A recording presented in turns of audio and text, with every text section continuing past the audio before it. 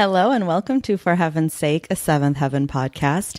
This is episode 1110 titled You Don't Know What You've Got Till He's Gone. And we are your co-hosts, Lady J. And T. How are you, T? I'm great. How are you? I'm good. And I just wanted to sing, You Don't Know What You Got Till It's Gone. Pave paradise, You put up a parking lot. Ooh, ba, ba, ba. Who's the original singer of that? Damn it. I don't know. It's some woman. It's like one of those like songstresses, right, of Yeah, old. probably. Like, Yeah, like I a think Janis so. Joplin type. Ooh. Because the only version that like the first time I ever heard that song, it was the Counting Crows one Yeah. from the end credits of 2 Weeks Notice. I know. Not a bad cover. It's just the one that I hear in my head, Same. you know? Same. I'm with It also, you. I mean, I guess it makes sense because of the line about they've paved paradise to put a parking lot, but Yeah. like the rest of that song really has nothing to do Nope. with the stuff addressed Nothing. in 2 Weeks Notice. I love 2 weeks notice. Oh man. So this episode, Yeah. another two-parter this season, like another like this is one and then the next one is like it's sister, it's like soul sister, if you Yeah. will. And as usual, this one is less interesting. Yeah, it is less interesting.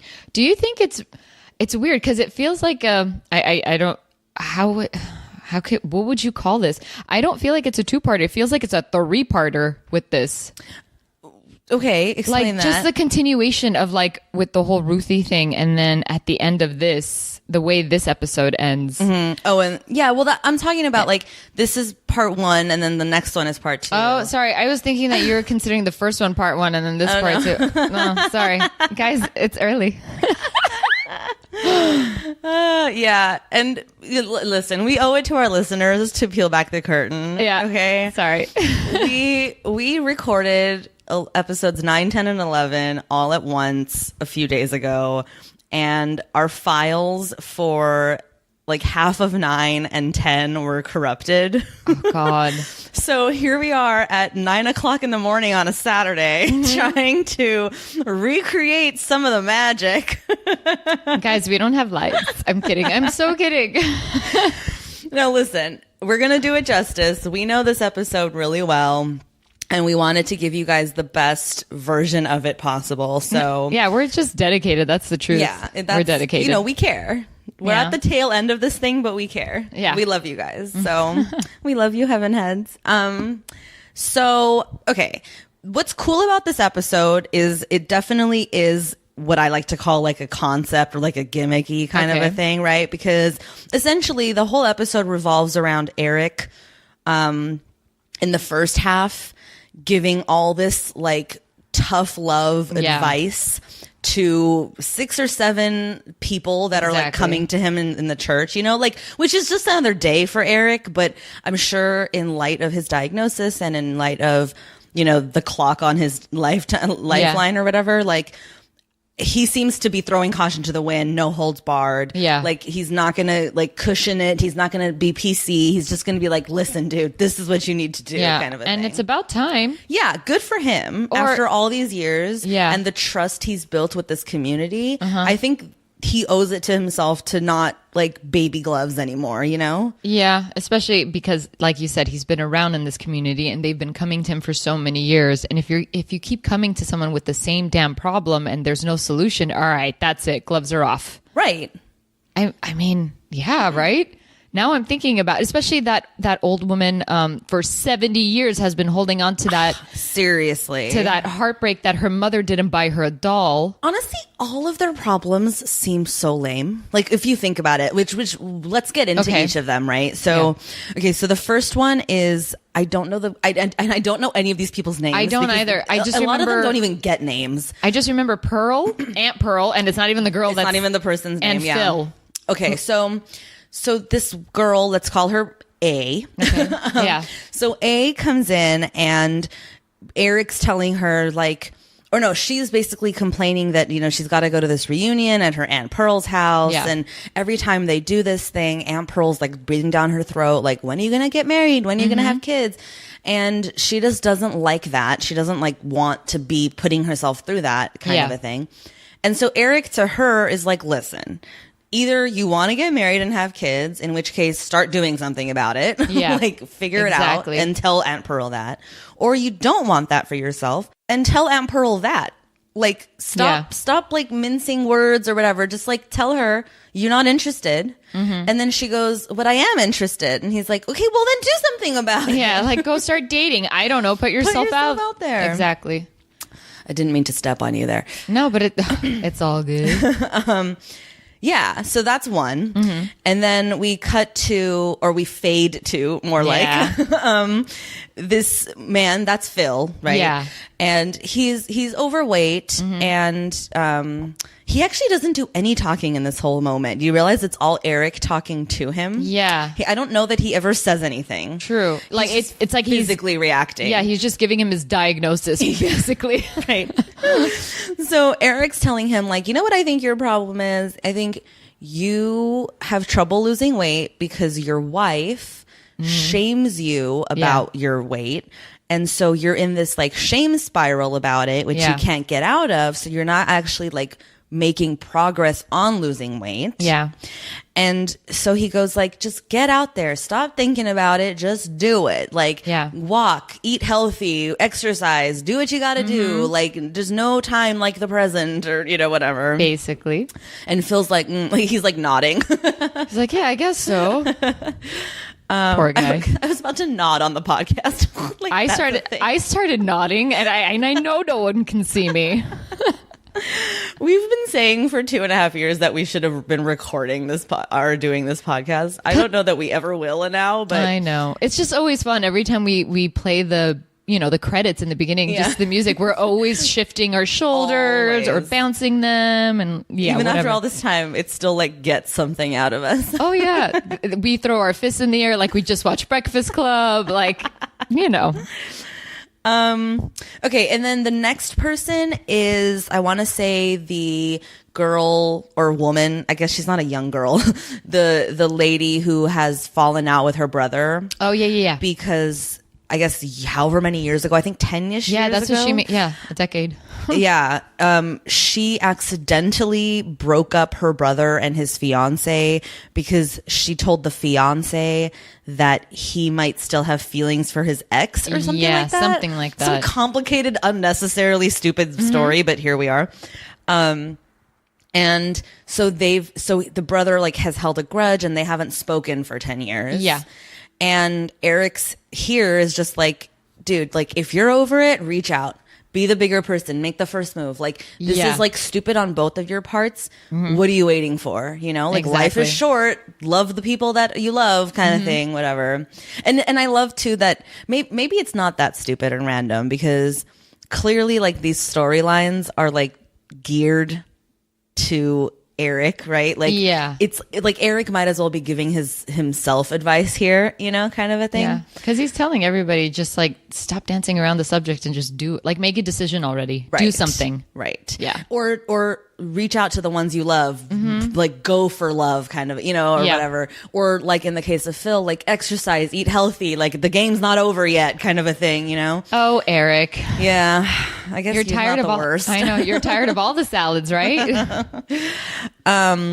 So, okay, then the next one is the man who's got young children who all they want for Christmas is like a PlayStation. Yeah. But it sounds like he really can't afford it, and so he doesn't know how to say no to them. Yeah, that's what it sounds like. Because that's all they really want. And so Eric's there to tell him, like, no, trust me, give them your love, like give them the gift of time with you, because whether they like it or not right now, in the future, like it'll pay off. Like they'll appreciate it. Oh yeah, that you spent time with them, that you didn't just throw money at the problem. Exactly. That you were there for Christmas, that kind of a thing.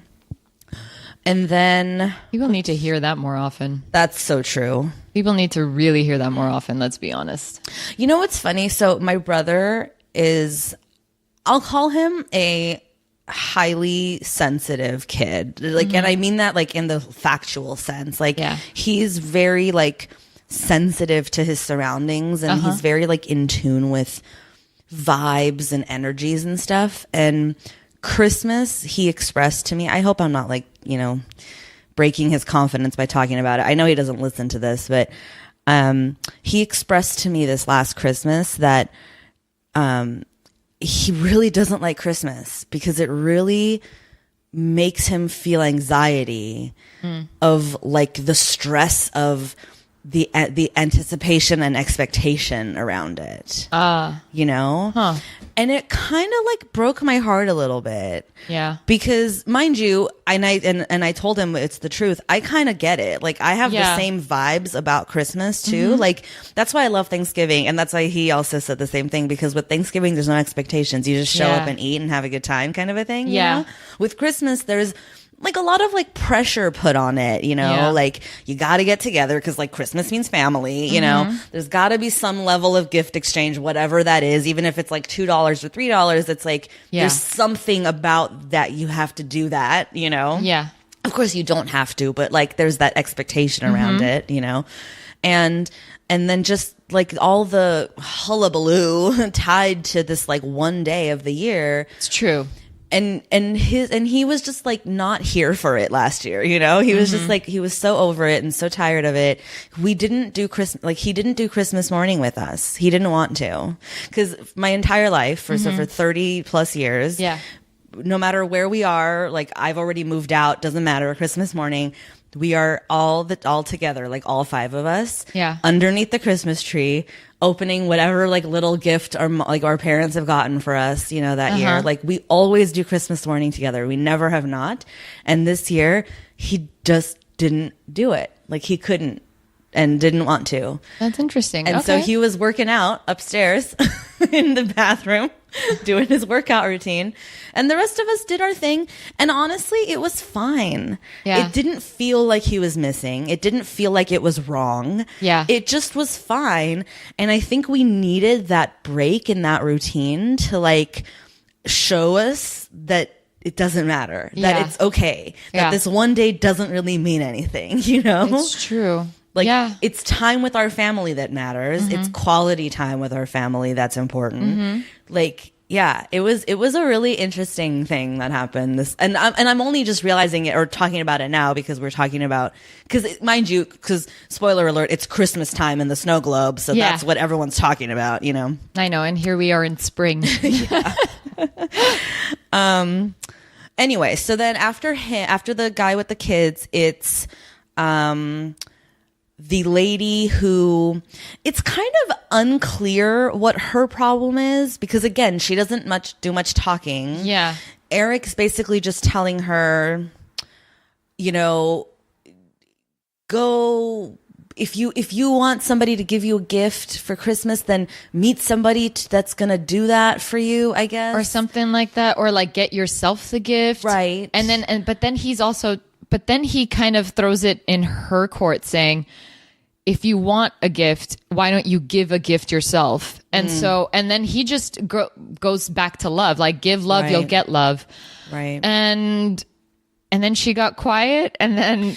Oh my God. She was going to proposition him, right? Do you think so? Because she takes a minute because he's telling her, he's like, you know, love is the best gift of all. Like love's great. And she looks at him for a minute and he kind of like reads her face a little bit and she goes, never mind. And he's like, no, what? And she goes, well, I was just going to say, I mean, if you weren't married. And then she cuts herself off. Did she say married? Yeah. She said married? Oh, shit. And here I was thinking she was going to say like, yeah, you know, if you weren't dying, I was going to throw this advice back at your face. No, literally, I think she was going to be like, if you weren't married, I'd totally like bone you or something. Hell. Like, once again, women throwing themselves at Eric. Like, we got to get that in one last time. Seriously. In this last season. Like, Jesus Christ. The only thing that was missing. The man is dying and he's still getting ass. Like, don't worry, he gets a kilt in the end. Oh, okay. We'll get there. No, but I just want to say this. What's his name? Stephen Collins can pull off a motherfucking kilt. The man's got legs for it. He looks good in it. Like, I was here for it. Just saying. I want to know how heavy a kilt is. Like how heavy the fabric might be. I think it must be It has to be, weighted, right? Because otherwise it'd be flying up all day long, and they don't wear underwear under those things. Yeah, and it's like pleated, and well, some of them have pleats, but I'm sure it's a heavy wool. Yeah. But I'm sure it's also got that lining on the inside that helps give it that weight. You know how like if there's no lining, it tends to be more like easily, too flowy. Yeah. When the wind comes, ooh. Right. Have you ever watched that show Outlander? No, I know you love it. I kind of stopped at some point, really? and not because I didn't like it. One, I kind of fell off the wagon. Two, it was, dude, it's pretty fucking intense. But you see them talking about like behind the scenes, like talking about wearing a kilt and putting it on. Theirs is not like how Eric's looks. Okay. It's really wrapped around them. Oh, like, yeah. It's not like you just slipped it on and zipped it. Exactly. Yeah. They wrap it. And I was like, wow. Which is the authentic way, right? Yeah. And I was like, okay, so basically a toga, but wool? Like, but I don't know. It's really, it's interesting. The clothes are really pretty. But anyways. That's the kind of like, that's the bummer about kilts is like, I love kilts. Like, it just bugs me that like, I can't wear one. Not that I can't wear one. Yeah. But it's not like traditionally worn by women. Like, it would be quote unquote wrong of me to wear one. Or, you know what I mean? Like non-traditional, I guess, to wear one. Yeah, definitely. But I don't know why it would. I don't know the history. What did women wear then? Dresses. Like, dresses. Like okay, long right. gowns. And men wore kilts because of like what, freedom of movement and battle and stuff? Maybe. Because, you know, the Scots with battling. Like, and the clans and blah. Yeah, but also like, this is maybe a tangent, but who cares? Whatever. We can cut it out if it's so crazy. But so when I was in Scotland, which you've been to too. I haven't been to Scotland. I've been to Ireland. Yeah. I didn't know you've never been to Scotland. I've been dying to go, but I haven't been. Oh my God, yeah. T, you need to go to Scotland. I'll go with you. I loved it there. Okay. So in Edinburgh is where you have the castle, right? Like Edinburgh Castle. Is it Edinburgh Castle? Isn't it? Yeah, Edinburgh Castle, which is the capital. And so the castle is up on this like cliff, like, cause like the city basically sort of like ramps up to this cliff where this castle is, you know, like up on this mountain thingy. It's not really a mountain, whatever. I'm getting too detailed, but so, and it's built there. Yeah. And it's surrounded by water on all sides. Wow. On purpose, strategically. Yeah. So that you could see your enemies on all sides and know that it's your countrymen behind you, you know? So like they took their like protection of their land and like the way that they like, you know, like handled their business like very seriously. Yeah. It was like super strategic, super obviously, especially when we're talking like 1400s, God knows how long ago, you know, like we're, you know, primitive shit. Like you never know who's going to come up and like murder you. Right. So there was like, no, keep all your enemies at sea so that you can see them coming, you know? Damn. Yeah. Okay. Yeah. It's cool. Need to go. We get it, Ruthie. We get it. Truly, I get why she loves it there so much. Edinburgh, especially, like, stole my heart. Like, I left my heart in Edinburgh. It's such a magical city. It's this perfect combination of old and new. Yeah. The historic and the modern. Like, it's you're not the first unreal. person to say that. Yeah. Like I've met a few people that have been to Edinburgh or just Scotland in general, been around, and they say they just fall in love and they love the people. They love, I don't know, they were just saying how everybody's super fucking nice. They really are. Yeah. So it's all good. Yeah. I want to go. I want to go one day. I know. That's the one place where I could see myself going back, because my whole thing with traveling is because it's so few and far between for me. Like, I never want to go to the same place twice. Like, I get that see most of the world or as much of the world as possible, right? But I will and would definitely go back to Scotland again and again. It's such a beautiful, beautiful place. Okay. My heart. Anywho, so, Okay, yeah. And then the last person I think that he talks to is this like old woman, this elderly, like probably in her 70s or 80s year old woman who is still holding on to this grudge. Yeah. Or not grudge, but like this ill will towards her mother from like fucking 70 years ago. Yeah. Where her mom never got her this one doll she wanted. Yeah. And like her brothers like got more toys and more things that they wanted and she never really did, and she's never forgiven her mom for that. Yeah. And so Eric's like, dude, like you gotta let it go. Like, but the worst part is when Eric's like, she sent your brothers off to your aunt so that they could eat. It was the Great Depression. I was like, what? I swear. It's like, yeah, no shit. They got quote unquote opportunities. Yeah. You know? Like it was the 30s. It's so funny. So funny. Yeah, it's I'm like, true. Woman, you need to learn to let go. But see, this is the thing. Like, I know people like this who 70 years later are still hanging on to like, maybe not that level of petty shit, but like they're still hanging on to like ill feelings from when they were kids. Like, how toxic is that? You know, like you're literally killing yourself from the inside. Yep. Like, let it go, especially at your age, or that like at your advanced age in life. Like, you've only got so many years left. Be at peace. Oh my gosh. You know, it's crazy. Jeez, yeah. So anyway, so he hits all those people, and at the end of the day, I think like he feels good about it. You know, like he takes a minute to like reflect on the good work he did. You know. Okay, so what I want to do now is I want to cut over to the other storyline in this episode, which is the Ruthie and T-Bone thing. Oh, yeah. So our episode opens with Ruthie coming down the stairs, right? Living her day. Now she's back home, the thing she's done a million times. She comes down the stairs, she's in the hallway, and T-Bone's there. And they have this little exchange about like school. Like, and now I can't remember, is it Ruthie needs to go to school? She's like, we gotta go, I have to register, blah, blah, blah. Does she? Oh, I guess so, yeah. No, you know what it is? Actually, I'm wrong.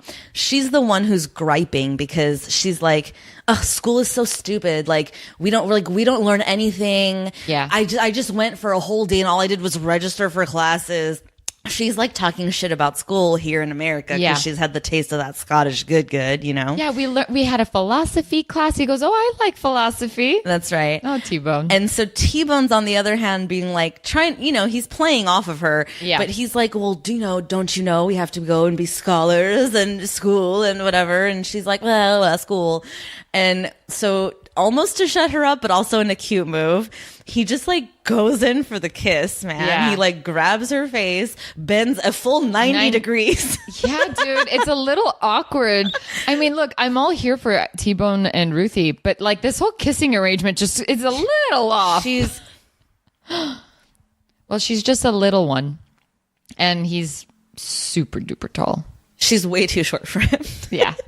Which I don't actually believe in that as like a thing for couples. Like there's no such thing as a height differential that's too great. Yeah.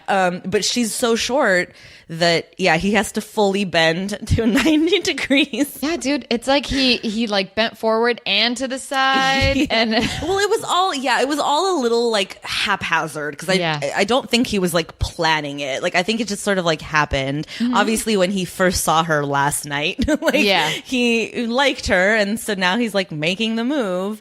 Bye, Lucy. Hello, Ruthie. I know, seriously, because T-Bone's been like barking up the Lucy tree this whole time. He's like, just admires and loves her. Which, okay, now that you've said that, do you feel like Ruthie's like he thinks that Ruthie is like the next best thing? Oh, I don't think so. I think he saw Ruthie. He really likes her. It. Okay, yeah, good. I think he's into it. Good, because it would break my heart if he's just with her because he wants a Camden. Yeah. Oh my god, that's so sad. It's like Robbie all over again. Robbie, wait, Monsieur Robbie. Sorry. I forgot about throwback. Oh shit. Okay. Shit. Bye, Robbie.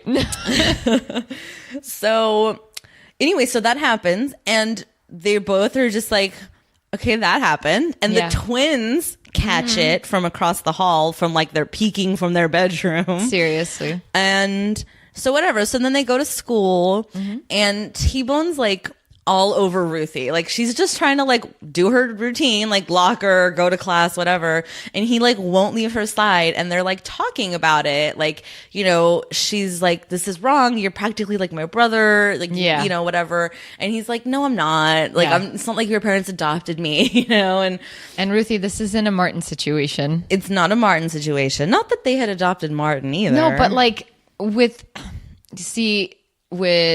Martin and Ruthie, they were both living together and growing up together in that house. And they were friends first. But with like T-Bone has been there, what, like maybe a couple weeks or a couple days, something like that. Not long enough. And now she just came in. Right. She hasn't even been there this whole time that he's been there. So he feels like they're at, it's kind of like even footing, I guess. Yeah. And she says, you know, like, don't stand so close. Like, she's just like, stop hovering over me. Like, especially at school. Like, people are going to talk. This is awkward. Like, whatever. Like, she's not looking for that kind of boy attention anymore. Yeah, that's true. She's not. It's a far cry from the Ruthie of last season where it was all about boys. Like, she clearly... I'm sure she likes T-Bone. Like, let's not kid ourselves that she's not into being kissed and being liked by a boy. But I genuinely believe her when she's like, okay, can you just like step off? Like, not at school, please. You know? Yeah, it's true. Very different this time, Ruthie. Okay, I like it though. Yeah, I mean, good for her. Clearly she's had a taste of that worldliness, you know, being in Scotland, and she's not like boy crazy or like that super like American style of like teen romance, where it's all like all hot and heavy in the hallways all the time. You know? Oh, that reminds me of Never Been Kissed. Do you think we could work around a schedule? Because they're always like making out at her locker. Yeah, exactly. Like in American teen romance rom-com stuff, like it's always like, you know, hands in ass pockets and, you know, like raunchy shit, which is, I don't even know how much of that's real, like in real life. I don't know. We never went to public school, so I don't know, but... Yeah, that's true. Yeah, I don't know. I don't know how raunchy people get in high school anymore. American listeners who went to public high schools or had experiences like that, like, let us know. Are teen rom-coms painting the right picture? Yeah, seriously. Anyway, but then... that next day or that night or whatever, they're in the kitchen. The best part is because Annie's like, it's awkward between you guys. You guys are like... Right, because they pick up on the awkwardness between Ruthie and T-Bone, but Annie and Eric think it's because they don't like each other, or that they're not getting along or whatever. Exactly. And so they like force Ruthie to go down there and like talk to him and like get it all in the open. There's a part of me that Ruthie goes, okay, I just got a ticket to go make out again. But see, again, I don't know that she like necessarily... okay, let me take that back. Ruthie, I think, wants to keep the upper hand here. Yeah. Especially because she's been burned with Martin before. Mm-hmm. I think she's trying to, like, keep her head above water. Like, she's trying to, like, play it cool. Yeah. You know? Like, I think she is into T-Bone. I think she does want to kiss him and make out with him and stuff. But it's like... she also doesn't want to lose her upper hand. Yeah. So she's trying to be all like, you know, you're too young for me or whatever. And he's like, we're the same age. What are you talking about? Yeah. And also like, I've had more life experience. So technically I'm older than you, or like at least we're the same age. Yeah. You know? And the back and forth. If I'm a man, if I'm a woman. Yeah. And so they're doing that. And then they kiss again. Yeah. And this time it's like a real kiss, like, on both of their parts. Yeah. And they do that thing of like, they break apart, then they kiss again, they break apart, and they kiss again, because like they're both into it, obviously. Yeah, and then you get the creepers. Yeah. Annie and Eric. Kicking it at the stairs. Spying on them, like all good spies do, from the stairs. And apparently very happy with this situation, apparently. They don't hate it. I love that they love it. Yeah, it's true. It's nice that they're not going to give her a hard time about this. You know? They really like T-Bone. Yeah. And I also think too, from like the meta perspective, like for the audience, like been there, done that with the parents not liking Ruthie's boyfriends, you know? So I also just think like, okay, so let's see what it's like if it's good, you know, if everyone's cool with this kind of a situation, you know? But yeah, I think it's cute. I'm excited to see where this goes. Not for nothing, but this is the thing that I knew was coming. Remember I told you that the spoilies spoiled something for me? This was it. Like, so I knew this was coming. I've known for a couple episodes now. Okay. But I'm liking it. I'm liking how it's unfolding. I think it's cute. I think it's gonna be fun to see what happens with these two. Yeah, I think the two lines that I really like is when Annie throws it back at Eric saying, I think you're too immature for me. Yeah, when they're going upstairs to have sex. Yep. God, man, they just have it. Oh. Eric's libido has like kicked into gear. Well, it met up with Annie's because Annie was all about it in the beginning. That's true, but ever since he got his death sentence, it's like, wow, let's fuck all day long. And then, of course, T-Bone's line, thank you for your daughter. Fucking T-Bone. He wants to say thank you for dinner. Yeah. And he Freudian slips daughter in there. Like, oof. And he's like, what? Like the look on his face, like, did I just say daughter? He even catches himself like, ooh. He's like, I fucked up. I gave it all away. Oh my gosh. So the whole kilt of it all happens because while they're at school, while Ruthie and T-Bone are at school, she calls her dad, or her dad calls her, whatever, and he's like, hey, this package came addressed to me from Scotland. Is this like an early Christmas gift? And she's like, you can open it. It's not a Christmas gift. It's just something I saw and got for you. And then he opens it. It's the kilt, and he loves it. And so he puts it on immediately. He's like, I'm going to wear this to work today. Yeah, he did put it on. Yeah. And I liked it. I liked that he went to church with a kilt, didn't give no fucks. No, fucks given. He's wearing his like suit jacket, tie, like upper half is like business. Yeah. And then he's got a kilt with his long socks and his loafers, you know. Those socks were good. Those were nice socks. I'm telling you, the man wears a kilt. Like, it looked good on him. And I didn't hate it. Yeah, the upper half with like his with his blazer and button up tie. Yeah. I wonder sorry, go ahead. No, I'm just thinking like seeing that every day. Imagine like that's your reality of seeing everybody in a kilt. Like if you lived in Scotland, you know what I mean? Which, mind you, like in Scotland today, it's not like they're all just going around wearing kilts. No, now it's just not. They reserve it for like traditional moments and stuff, I'm sure. But yeah, I know. Like, what a life, right? Like, it's just like women in dresses and men in kilts. I love it. Or women in pants, because fuck yeah, feminism. So anyway, so then he goes to work that day. He's wearing his kilt. He's loving it. Yep. And one by one, yeah, every person he helped in the first half of the episode either comes in or calls him or whatever to let him know that he's helped them like cross that finish line or like jump that hurdle and like get going on the path of doing the right thing. Yeah. So girl with Aunt Pearl. Yeah. Rhyme intended. Yeah. What does she say she's doing? She was at the market buying dinner. Okay. And buying herself dinner. And then she mentions the guy's name. He was there also buying dinner. And apparently he always tries to sit next to her at church. And yet she makes herself sit by this family to keep them separated. Right. And she goes, I wasn't aware. And he looks at her, like raises his eyebrow, like you weren't aware of what you were doing. And then she's like, okay, fine, I was. But basically took him to Aunt Pearl's. Oh, that's right. They hit it off, and so that's going to be her date to the reunion that year, and like it'll get Pearl off her back. Plus, she's happy with him. Yeah, so she's digging him. Cool.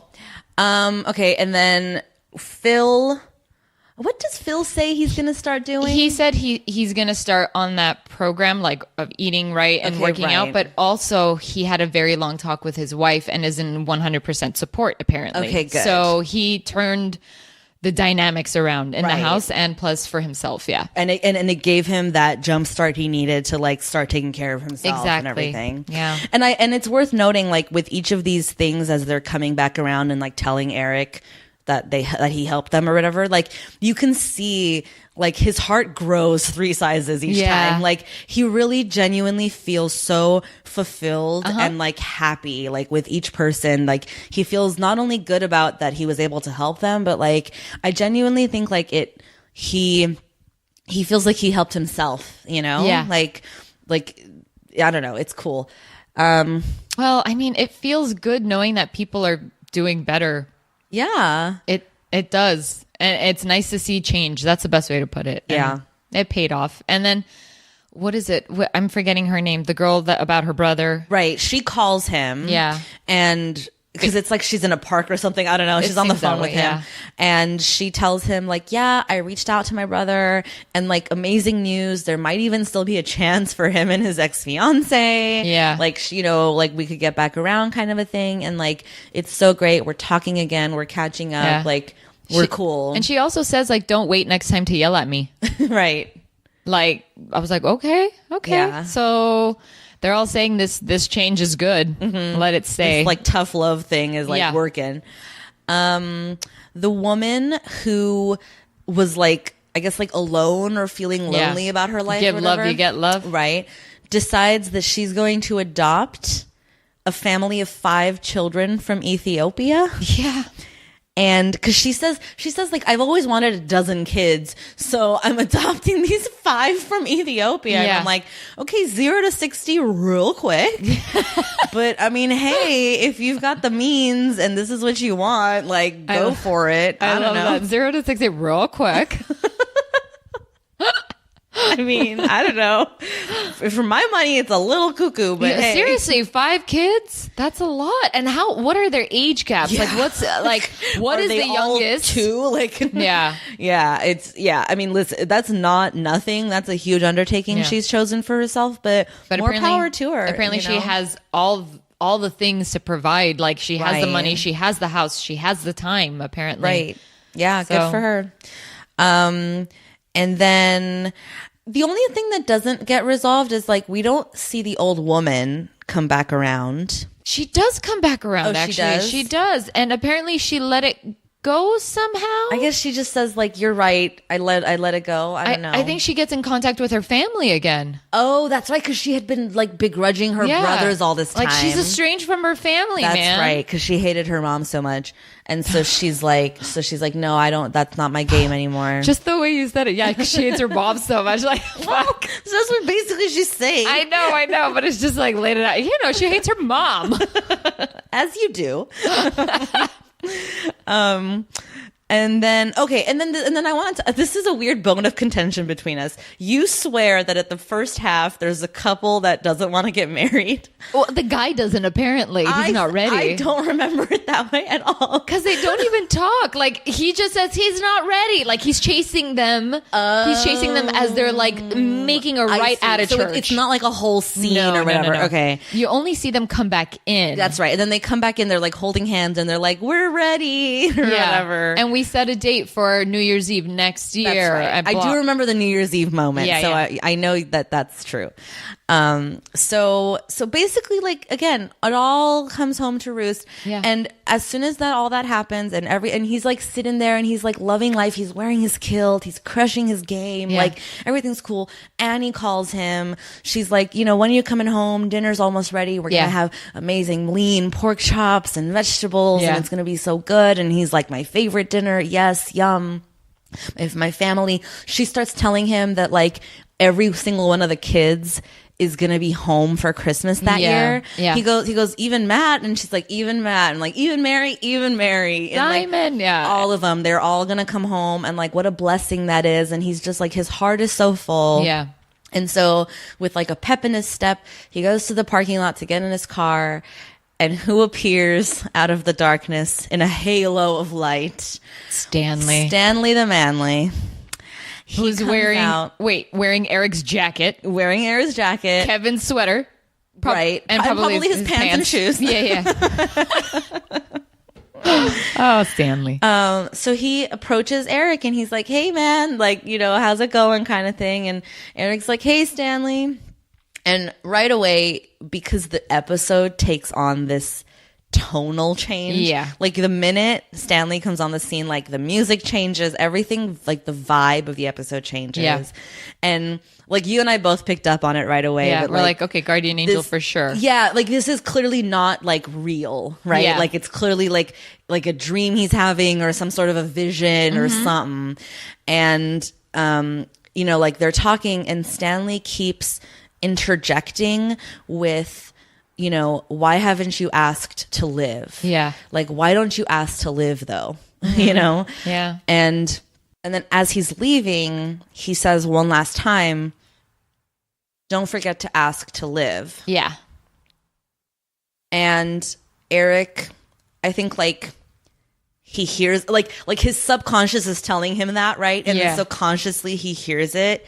And you get this like major like crane overhead shot of like him alone in this dark parking lot under a street lamp or whatever. Seriously. And he's like looking up and like, you know, like talking to God kind of a thing, like asking to live.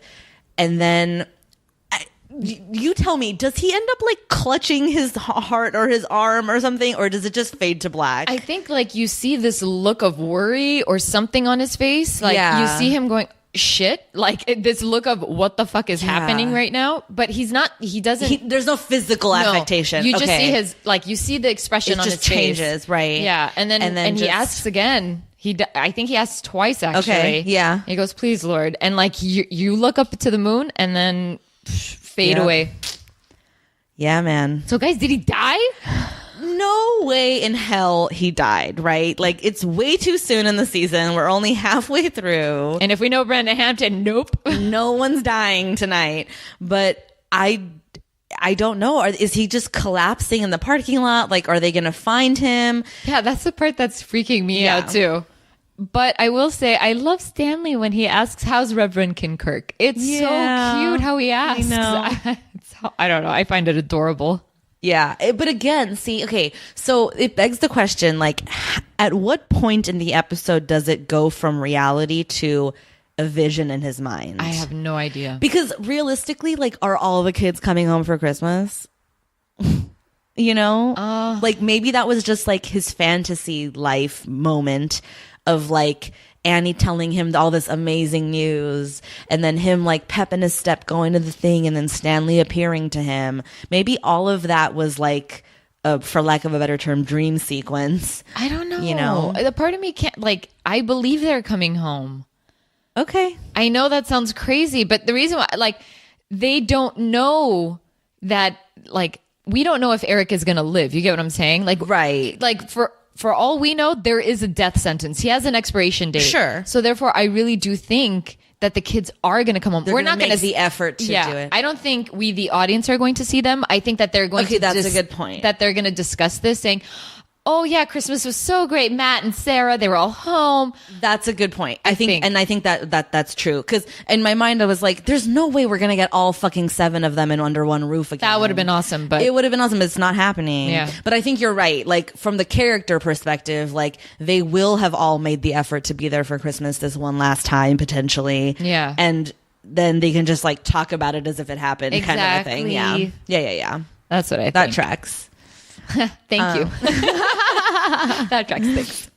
Thanks.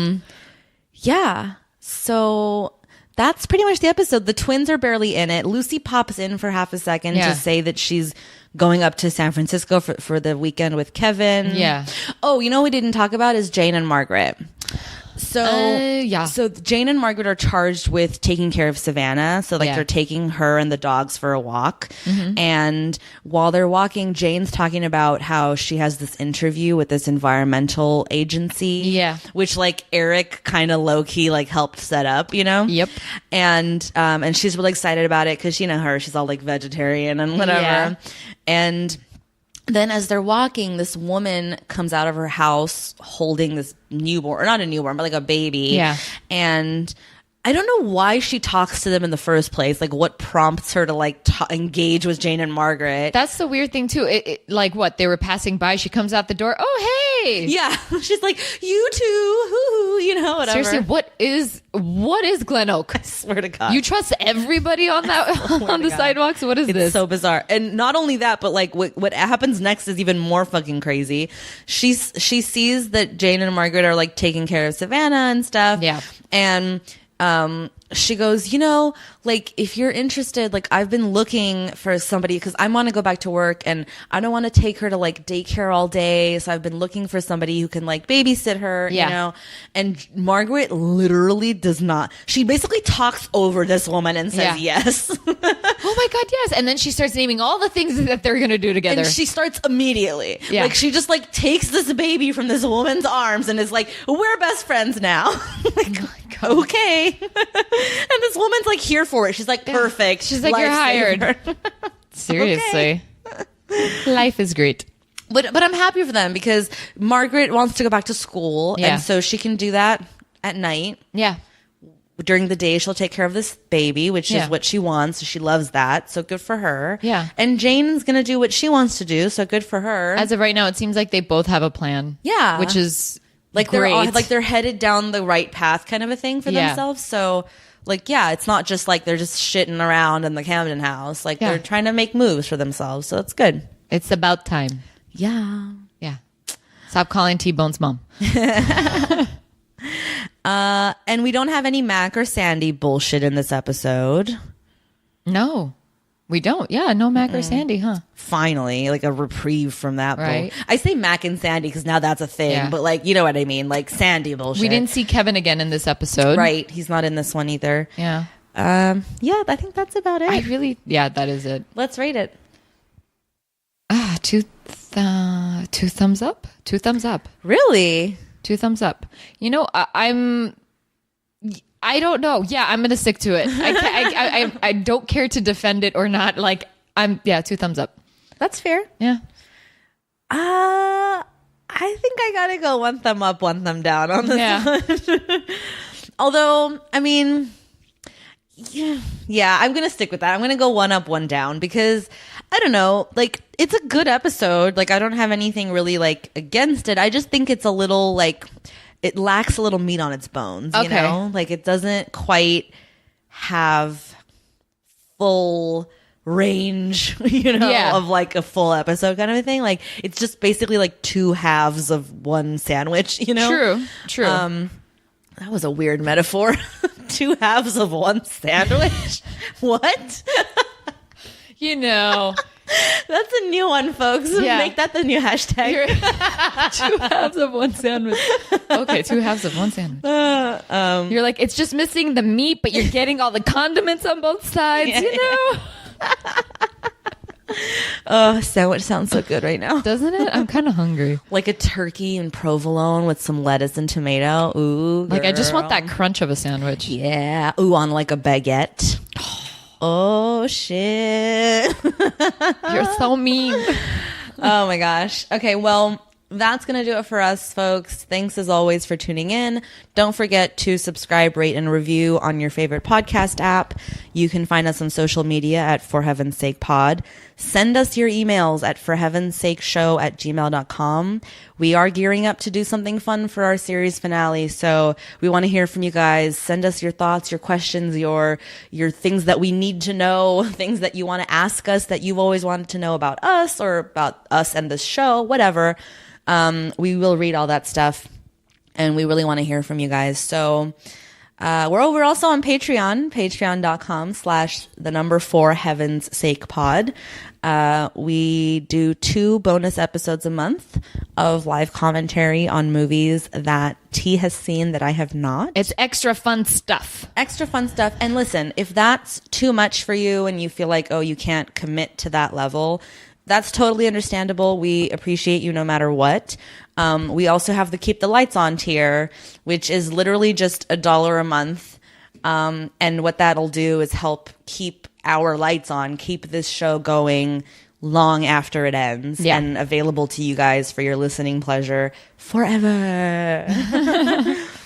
So that's that. Patreon.com/forheavensakepod. And until next time, bye. Bye.